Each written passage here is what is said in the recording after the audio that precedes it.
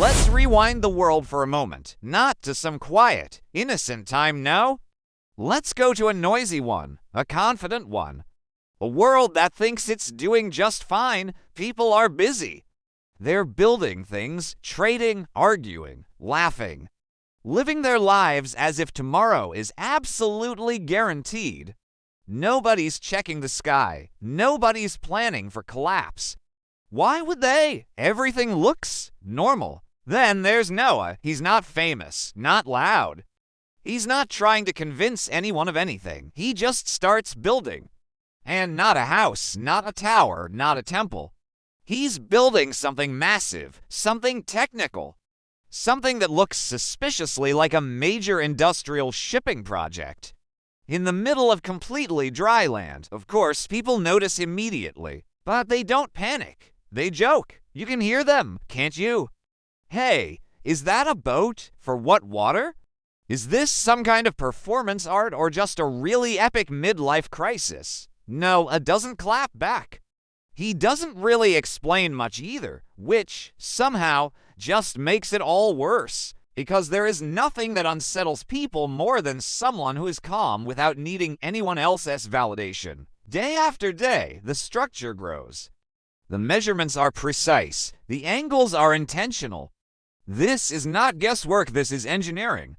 The kind of engineering that tells you someone is following a set of blueprints that nobody else has access to. It has a project built with a purpose that is both undeniable and completely unknown to the rest of the world. And then, the animals show up, not dramatically, not in a stampede. They arrive as if they were invited, one by one, pair by pair. They are calm, focused, cooperative in a way that feels deeply, deeply unsettling. Predators are walking right past prey like they've all just signed a temporary non-aggression pact. Birds are landing exactly where they should. The larger animals move carefully, as if they understand the concept of weight limits and structural integrity. This is the moment the laughter dies down, because you can laugh at chaos. But order that you cannot explain, that's different. That's terrifying. The jokes stop. The whispers start. The quiet confidence of one man and his project suddenly feels heavier, more significant than all the noise of the world combined. Inside the Ark, life becomes loud immediately.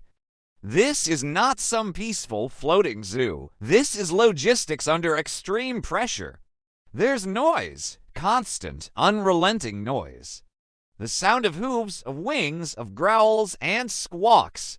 It's the kind of sound that never fully fades into the background. Feeding schedules have to be exact. Waste has to be managed. Space has to be respected. You don't survive this with good vibes and wishful thinking, you survive it with systems.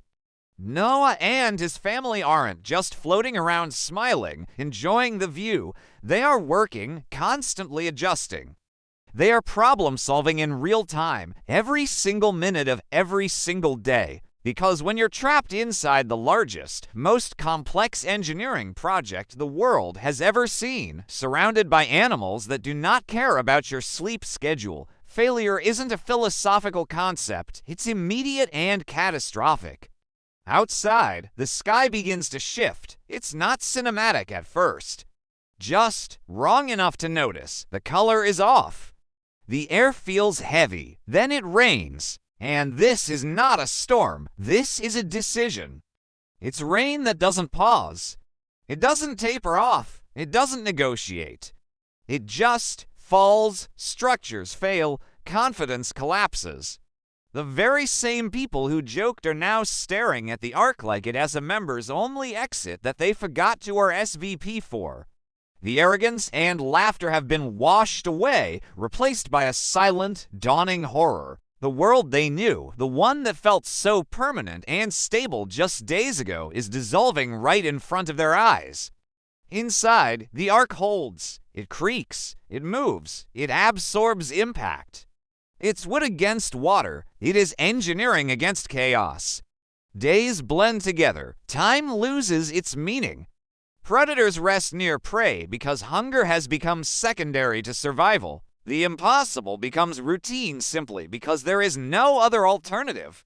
Life inside is a testament not to faith alone, but to the meticulous planning that went into every joint, every beam, every calculated ratio.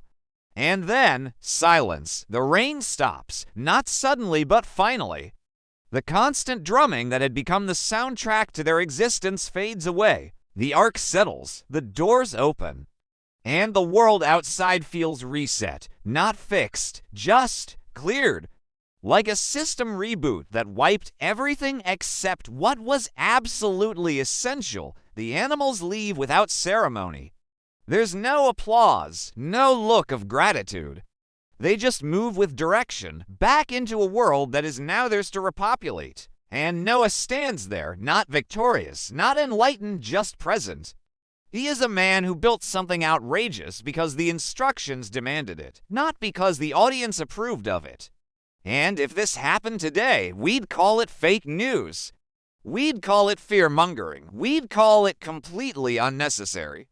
We'd ridicule, debate, and dismiss it, right up until the moment we couldn't anymore. Thanks for watching. If you found this perspective interesting, consider subscribing for more stories retold.